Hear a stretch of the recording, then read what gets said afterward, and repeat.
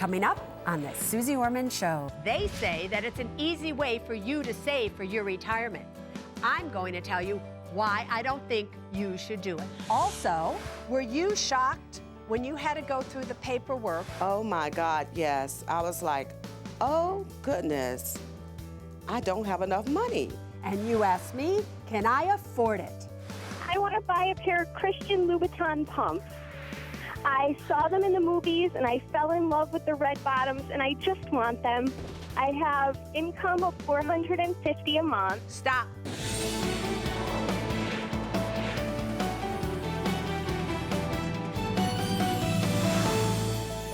Hi everybody, I'm Suze Orman and you are watching the Suze Orman Show. Tonight, I am taking aim, bam, at target date retirement funds. What is a target date retirement fund? Simple. You know when you're going to retire. You target that date, whether it's 30 years from now or in the year, 2030, 2025, whatever it may be. You target the date when you want to retire. Then you invest in this fund, and as you get older, you don't have to do anything. You're on automatic pilot. You just sit there, and as time goes on, they switch you from stocks, where you're more aggressive at the beginning because you can take more risk, into bonds. And as you get older and older and near that, you're almost all in bonds, or however they may choose to do so. So why is it that I don't like target date mutual funds? I will tell you.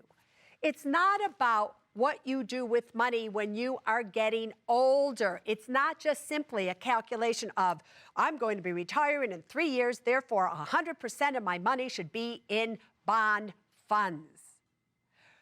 Remember, it's what's happening in the economy that determines what you should be investing your money in. Let's have a lesson here. Bonds are a fixed income investment. As you get older, people think you should go into bonds. Don't have a problem if you go into individual bonds. But bond funds that are made up of individual bonds in the bond fund are very dangerous if interest rates start to go up. Because if interest rates go up, the value of bonds go down. If the value of bonds go down and you're in a mutual fund, you might never get back the amount of money that you put in originally. So you're in this target date mutual fund and you were targeted to do what? To retire next year or in 2 years from now. So now almost all of your money is in mutual funds that invest in bonds within this target date retirement fund. Do you understand that if interest rates start to go up 1 year from now, 2 years from now, 3 years from now, the value of your portfolio is going to go down, down, down at a time then you don't want to see it go down. Also, your interest rates are not going to go up that dramatically because the portfolio manager has to average all the yields, including the bonds they bought currently. So this is something I don't want you to do. I don't like target date mutual funds, and I don't like them because they simply decide how to invest based on age, not what's going on in the economy. You would be far better off doing it on your own than going into a target date retirement fund. Craig, boyfriend, coming to us from Washington State. What's on your mind tonight? Hey, Susie. I'm 57 now, and I'm trying to decide if it's still worth opening a Roth IRA. I'm wondering if I'm really going to see that much of a tax savings if I invest the money at, say, 3% or less for just a few more years. In a couple of years, I'm going to have a good military pension, and I'm also putting money in my thrift savings plan. So what do you think? So I think, truthfully, Craig, that a Roth IRA is a better way for you to go, especially if you can put money in there that you aren't going to need for some time. While you may have money in a thrift savings plan, what will happen is when you start to withdraw that money from your TSP, you are going to owe ordinary income tax on it. Now, the problem with that is we do not know what's happening with income tax brackets. Will they go up? Will they go down? How are they going to settle this deficit that we have in the United States of America? So what you have in your TSP is not possibly what you get to keep. What you want to know is how much money are you actually going to have? So if you could just get money into a Roth IRA, invest that money within a Roth IRA, invest in stocks, invest in exchange-traded funds, and you just keep doing that, you could leave that money in there for the rest of your life. You don't have to start taking it out ever. But if you needed a lump sum of money to do something with, you would go to your Roth IRA and you can just withdraw everything at that point in time. Let's say you're 65, 67, you could just withdraw everything totally tax-free. So use the Roth IRA as a tax-free investment account, even if you're not going to be using it for your retirement account. Let's go to Illinois.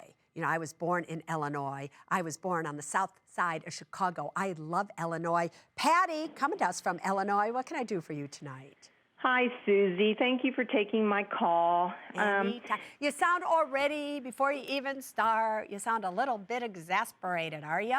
We're both, my husband and I both are very exasperated. What happened?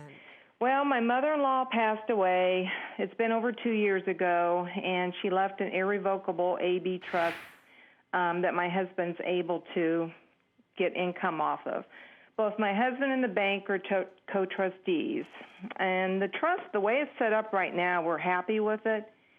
It's the bank we don't trust. Yeah. We have different expectations, and the bank, as things are being called CDs, bonds that are becoming either called or maturing, the bank wants to invest in their own investment vehicles that they follow. I have to ask you this question. You said it was an irrevocable trust. Irrevocable means it cannot be changed. Here is my question for you. Within the trust, she named this particular bank to be one of her trustees, correct?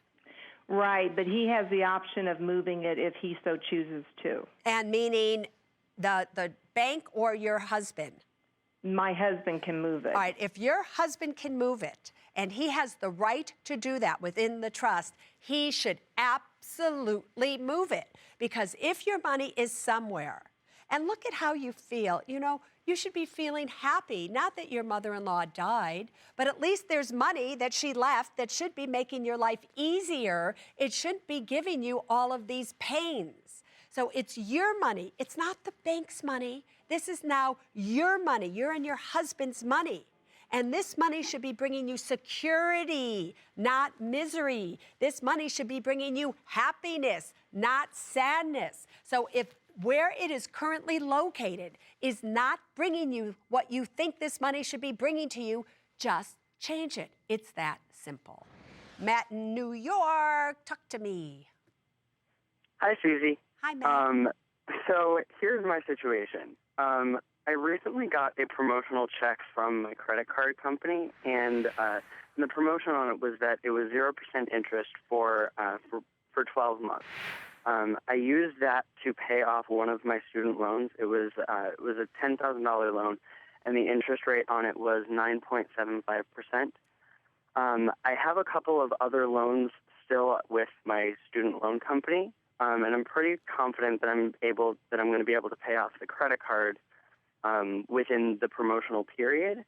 But I'm just kind of wondering if that was the right thing to do. So can you offer some advice on that? Yeah, Matt, I have to tell you, you did absolutely the right thing. And the reason is this.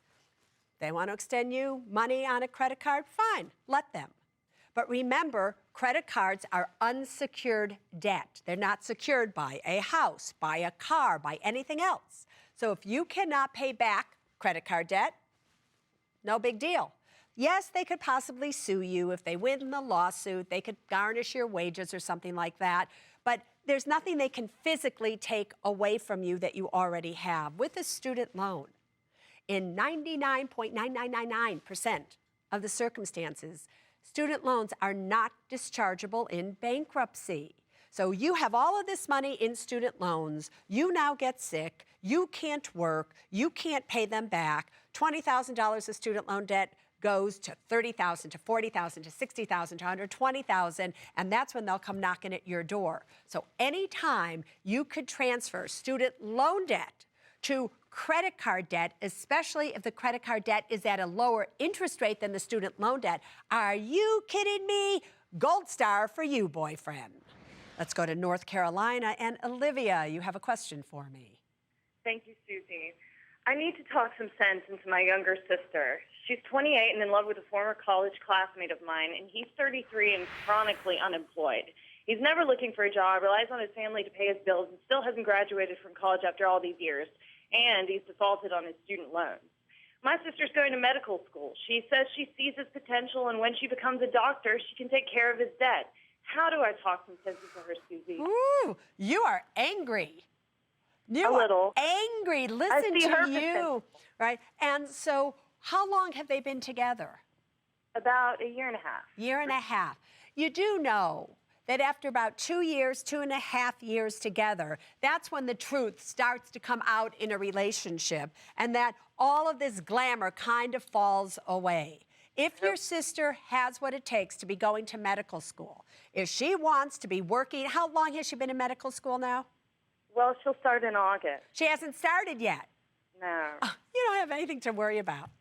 Let me tell you why. As soon as Okay. she starts medical school and she has to go through the regimen to become a doctor, she is not going to have one iota of time to give to this guy who just sits around. Oh, she will see it sooner than later, and she'll probably meet somebody better looking, more aggressive, or whatever it is in medical school. So don't get involved. Let her make the mistakes now. But again, when she finally does go to medical school and she becomes a resident, are you kidding me? No way. Were you shocked when you had to go through the paperwork that we asked you to go through to be on the Suze Orman Show, that you're spending more money per month than you are bringing in?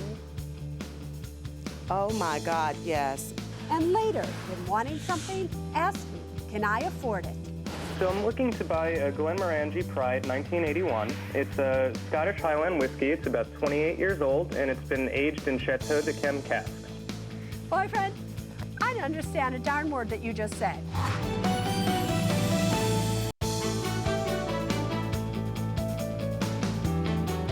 Welcome back, everybody. Tonight, an anonymous plea for a Suze intervention. A little bit ago, I received an email, so I want to read some of it to you.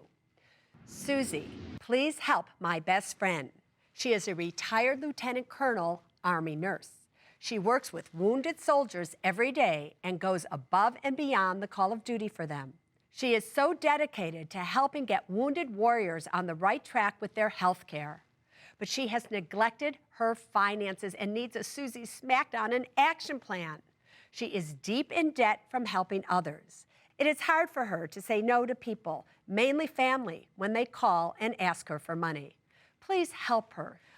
So this email was unsigned, but the contact information was in there for Teresa, who is my one-on-one tonight with me right now from Raleigh, North Carolina. Teresa is 51. She's married. She has 2 children, ages 30 and 17. The 17-year-old lives at home. She is a registered nurse and, as you heard, served in the Army. And she is indeed deep in debt. She has $58,000 of credit card debt, most of which she hasn't paid in months. And she's a month behind on her 2 mortgages. Teresa, welcome to the Suze Orman Show. So what did you think when you got a phone call from one of my producers? Well, Suze, I was kind of shocked. I didn't really think it was going to happen, but I was really thrilled. I was very, very thrilled and very happy. Because you were actually screaming for help, but nobody could hear you because you weren't even strong enough to give a voice to your scream, correct? Yes, ma'am, that's correct. So you're in a situation here where you work so hard, and because of your pension and your past service, just on your income alone, bringing home $8,000 per month. Yes, ma'am. Now, one would think on $8,000 per month that you have more than enough money to be able to live and be okay. There are people out there going, what'd she say? Did she just say $8,000 a month? Is that what she said? Oh my God, Yeah. I have $2,000 a month and I can't make it, but $8,000 a month? Why do you think you can't make it on $8,000 per month? Well, Suze, I think I kind of helping others, making sure that everyone else gets what they need before I, kind of straighten out my finances. so I can do what I need to do and would just live in my dream home. And were you shocked when you had to go through the paperwork that we asked you to go through to be on the Suze Orman Show, that you're spending more money per month than you are bringing in? Oh my God, yes. I was like, oh goodness, I don't have enough money. But hey, I'm making enough, but where is it going? So I was like, oh, something's got to, I need an action plan. You need an action Something's plan. got to change. Something's got to change. Good, because it's when we stand in our truth, and everybody watching right now, you would think that Teresa bringing home as much money as she's bringing home, and she has actually another $600 of rental income, so she's actually taking home $8,600 per month, you would think she would be okay. But for all of you out there watching right now, if you don't know how much it costs you to live every month, if you don't realize what's going on with your money, you could end up in the exact same situation as Teresa. Because as Teresa here, she's 51 years of age, she has $40,000 in a retirement account, and that is it. She has $57,000 of credit card debt. She has homes that, you know, she's barely breaking even, and she only has $143 in an emergency fund. Yet, she's making almost $8,600 per month. Now that you know the truth, now we need to take some actions to change this. But we cannot take actions if you refuse to put yourself first. Do you vow from this day forward that no matter who comes to you and asks for money, no matter the bad situation that you see them in, that you are going to say no out of love for Teresa versus yes out of fear of what they may think about you? Are you willing to do that from this day forward? Absolutely. Now, girlfriend, here is your action plan. As we sit Okay. here, you spend $428 per month for whole life insurance policies. You are going to try to get a 10-year level term policy. Once that is in place, signed, sealed, and delivered, you are going to cancel all your whole life policies. Once your policies are canceled, that $14,000, almost $15,000, you are going to take that cash value from there. You are going to pay off the $15,000 that you currently owe the IRS. Then you are going to immediately put your rental house on the market for sale. As soon as it sells, you should be able to see $10,000, $20,000, $30,000 after commissions and everything from that. You are going to take that money and directly pay down your credit card debt. If that is where you stop because you want to keep your home and you're able to keep your home, pay your mortgage, and stay on time with everything, okay. But if you're still finding yourself in trouble, you are going to sell your primary residency. You are going to rent an apartment. And with the primary residency, you have $30,000, $40,000 possibly of equity in there. You are going to take that, finish paying off all of your credit card debt. Now you're IRS debt-free, credit card debt-free. Your expenses have come down tremendously. And now you're going to start cutting expenses. You're going to cut $120 a month from smoking because you and your husband are both going to stop and start honoring yourself rather than insulting yourself. You are going to cut down on your telephone charges that come to almost $600 per month. There is no reason why very shortly here you can't get those down to $50 per month. You are going to watch every single penny that you spend that's unnecessary, and you're going to give your husband a swift kick in the butt so he can become an active participant in your marriage, an active participant in life. Something is keeping him down. Go and hold him and pull him up so he could stand on his own. That's my action plan for you. Up next, you can't afford to miss. Can I afford it? I'd love to buy a new vintage Omega Seamaster wristwatch with an age-faded dial. So, wait, I gotta ask you, this one looks like the one you lost? The one I had as a kid. Also, I would like to buy Taekwondo lessons. I thought when I was younger that I should do Tai Chi, like the Chi. what do you want to buy? Christian Louboutin pump. Go sailing in the Greek islands. Taekwondo lessons. Welcome back, everybody, to the Can I Afford It segment. This is where you call in. You tell me what it is that you want to buy. I try to fool all of you that are watching so that, with my facial expression, so maybe that, if I'm going to approve, I'm really going to die, so you can have some fun. But let's see right now, what is it that Gina wants to buy? Gina, what do you want to buy? Hi, Susie. I want to buy a pair of Christian Louboutin pumps. I saw them in the movies, and I fell in love with the red bottoms, and I just want them. Girlfriend, have you ever seen what happens to the bottom of those shoes when you walk in them? Do you have a pair? Are you kidding? Do I look like I would buy a pair even though I could afford one? Why would I want to spend money on that? I would not, especially if you saw the bottom of them. They look horrible. So then what you have to do is, many of my friends that do have them, although I'm ashamed to say they have them, they have to actually get like a bottom rubber put on so you don't see that the red is all scratched away. But girlfriend, show me the money. Okay, I have income of $450 a month. Stop. Expenses Wait, of stop. Wait, I just have to ask you, are you telling me you want to work for a month and a half just to buy these shoes? I do. Okay, keep walking to get yourself in the red. I have on. Expenses of $410 a month. Uh-huh. I have no debt, and I have $12,000 in liquid savings. And so you're going to take some of this money from your savings and buy this pair of shoes, correct? Yes, part of it's Christmas money.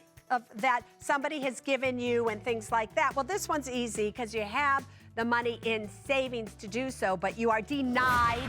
And the reason you are denied is your expenses are of somebody who is like 18 years of age. So you might have a fancy pair of shoes on, but you cannot afford it when you're making $450 per month. Are you kidding? Tanya, what do you want to buy? I would like to go sailing in the Greek islands. For, let's see, $1,600, almost $1,700. Do you love it there? That's right. Have you ever been there before? I have been to Athens for just a couple days on a brief stopover, and I wasn't very excited about that. And I heard that sailing in the Greek islands is really what you got to do. It's true. It's absolutely stunning there, so I'll keep my fingers crossed for you. Girlfriend, show me the money. Okay, I'm 38 years old. I take home $4,700 a month. My expenses are $2,150, and that includes my $875 for rent. I have no debt. I have $18,000 liquid and $41,000 in retirement. And is that everything that you have? That's everything, right? Yes, ma'am. All right, so you're 38 years of age. You have more than enough money in your emergency fund to go do this, because I assume that's how you're going to pay for it, correct? Yes, and then I'll just replace it with the extra money. That you get. I plan to not liquidate that at all, so you'll just do that. In. All right, so Tanya, I love you very much, and you sound like you really need this vacation. So therefore, I'm happy to say that you are denied. And yeah, I know. You can keep laughing. All right, but I'll tell you why. You're 38 years of age. You only have about $40,000 in retirement. You are way, way, way short of what somebody should have at this time in their life in retirement. If something happened to you, you couldn't work, you couldn't continue to make money, every penny right now is going to count. At 38, this would be a great thing to do. It'll be a great thing to do at 48, 58, 68, or 78, or 88 possibly if you keep yourself in good health. So you again are denied. Adam, what do you want to buy? Hi, Susie. So I'm looking to buy a Glenmorangie Pride 1981. It's a Scottish Highland whiskey. It's about 28 years old, and it's been aged in Chateau de Chem casks. Boyfriend, I don't understand a darn word that you just said. I have to tell you, you're speaking a language that I do not understand, but I do understand money. And I'm looking at, under this little picture, $3,100 for Glenmorangie or whatever Pride in 1981. Show me the money. Well, Susie, there's only 1,000 of them I have to mention. So I take home, my total income is $7,587 a month. $6,137 of that is take home with $1,450 in rental income. Great. My expenses are $4,390 a month. I own my own home outright. I have a debt of $100,000 in a home equity line of credit at 4.25%. Yeah. In savings, I've got $29,000 liquid, $45,000 in investments, and $38,000 in retirement. You're doing great, aren't you? But you're a little short on your 8-month emergency fund, don't you think? Well, I think with this investment, hopefully it'll add to my emergency fund in the future. In the future. So, but you know, Adam, I don't do things in the future. I do things in the present, because anything can happen to you. You could get sick, you could not be able to work, all of those things. I would sometimes let this slide if your money that was in your retirement account was in a Roth IRA, so that could help you with your emergency fund. You get where I'm going here, don't you? I do. So you're 26 years of age. I get that there are only 1,000 of these, but if I were you, I would deny myself, because you don't have enough at this point in time in case something were to happen, and then you would sit there and just drink it to make yourself feel better anyway. Val, what do you want to buy? Hi, Susie. Thank you for taking my call. Anytime. Thank you. I'd love to buy a new vintage Omega Seamaster wristwatch with an age-faded dial, and I'd like to buy it because I currently don't have a watch, and I think this one would be great for everyday wear. Have you ever had a watch? I've had a watch when I was a kid, and I actually don't know what happened to it, and this will be a great replacement. It looks just like it, actually. So, wait, I got to ask you, this one looks like the one you lost? The one I had as a kid, yeah. I think it broke. It wasn't, it looks like it, but it's certainly a much better quality. Okay, show me the money. Tick, tock, tick, tock, tick, tock. All right. So our income is $11,833 combined. That's a lot. Our expenses are $5,623, which includes $1,950 for rent. And we have no debts, and we have $49,000 in retirement and $29,000 in liquid. Yeah, that's basically it. That's it. So here's my question. You're making so much more than you're spending, but I'm not seeing it in your liquid funds at all, because you have $29,000 there, but you need about $44,000 to cover your expenses and make sure everything's okay. So once again, my dear Val, you are denied. Because even though you say you are making this much money, I do not see it. You need at least an 8-month emergency fund, more in retirement, especially because you're making as much money as you are over your expenses. This watch will stay here for a long time. It should wait until you can afford it. So Megan, what do you want to buy?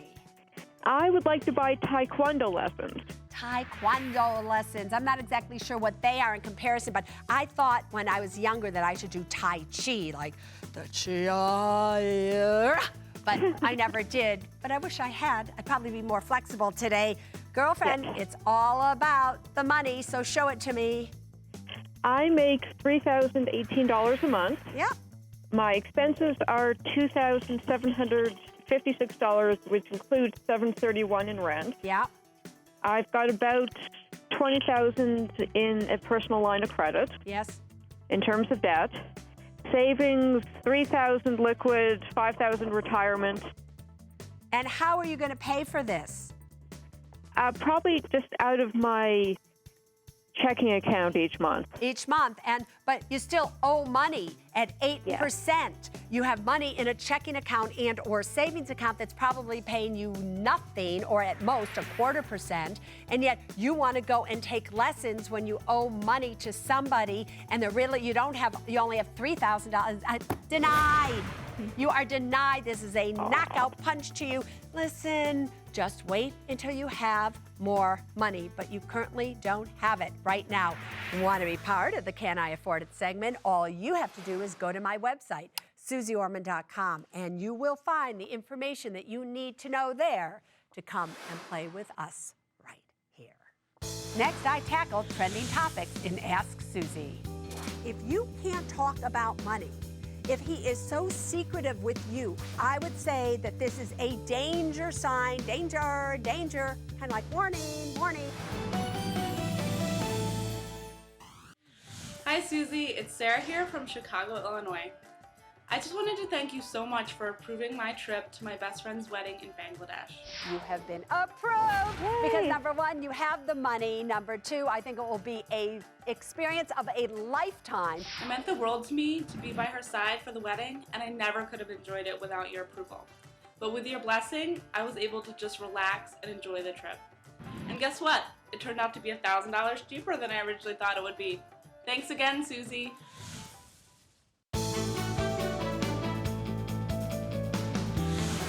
Welcome back, everybody. Here we are in the control room of CNBC headquarters.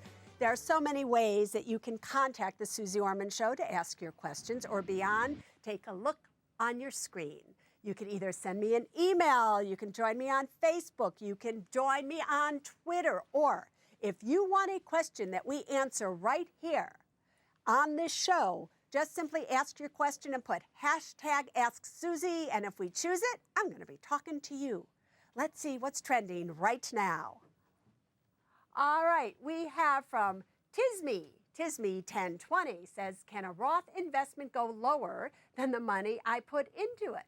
Well, Tisme, it depends on what you have invested in. Remember, a Roth IRA is simply the name of the retirement account that you are putting your money into.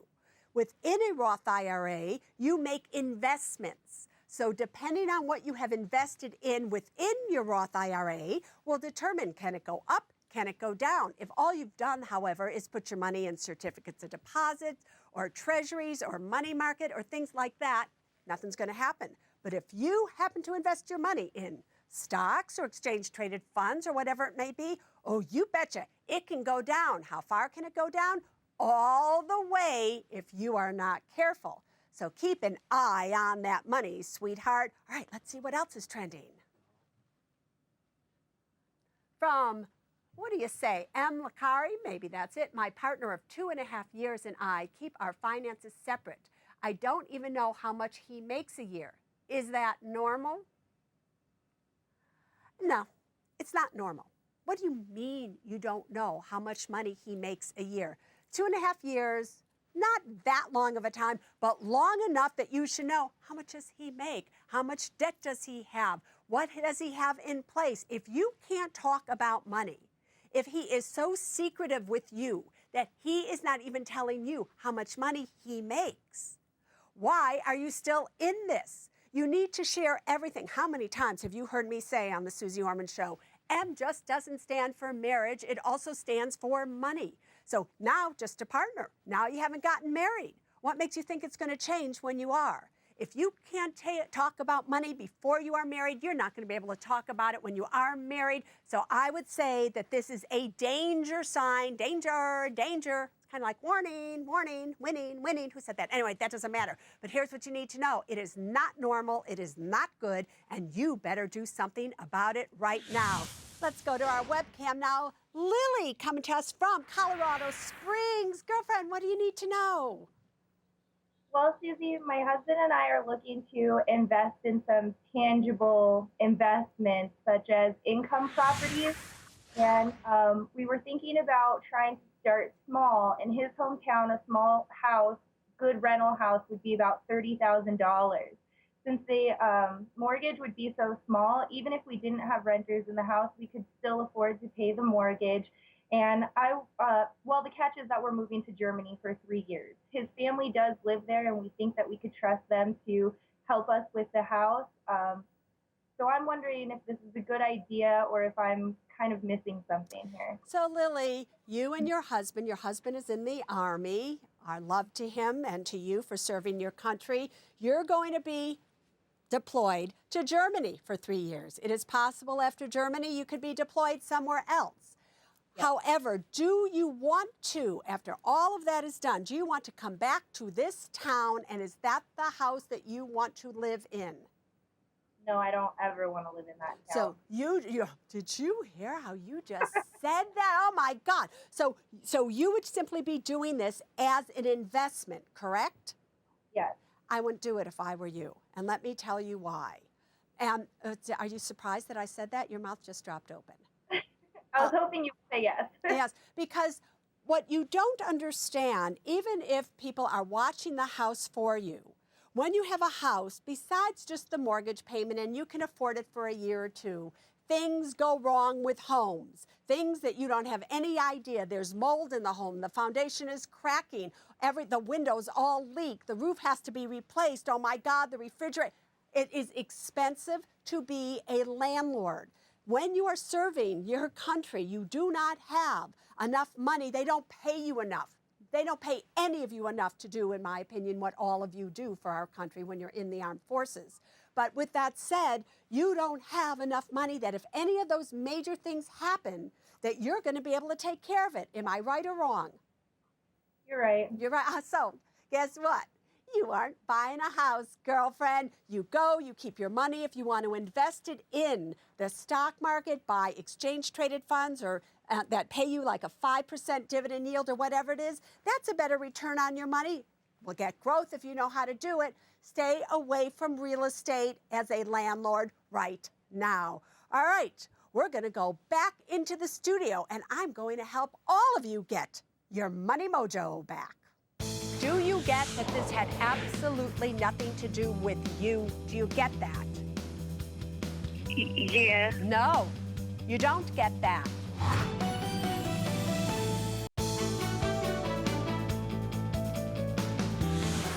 Welcome back, everybody. It's Money Mojo Month on the Suze Orman Show. I have a question for you. Have you lost your money mojo? Whether it's looking for a job, figuring out your future, or just trying to save money. I get it, people, I get it. It is hard to get motivated. So tonight, Carol says she's lost her money mojo. Hey, Susie. I graduated college in 2006 and landed my first job through my mom. I've now been unemployed since May 2010. I need to find a job, but I'm scared to death. I've avoided job interviews all my life. I'm in serious debt, and I can't make money if I don't find a job.